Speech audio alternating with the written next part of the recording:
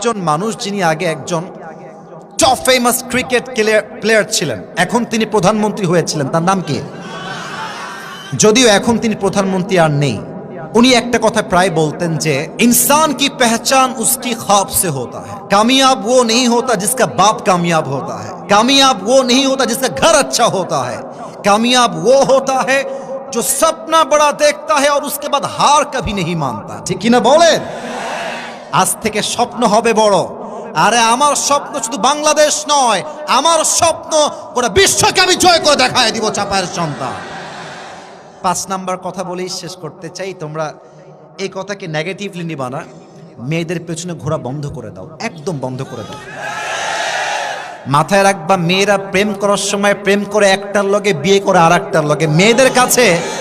মেয়েদের কাছে ভালোবাসার চাইতে ব্যাটার অপশনের দাম বেশি যুবক ভাই। অতএব আমি হব এমন এক অপশন যে অপশন কেউ হাতছাড়া করতে চাইবে না, বরং যে অপশনকে পাওয়ার জন্য লাখো মেয়ে সিরিয়াল ধরে দাঁড়িয়ে যায় পেছনে।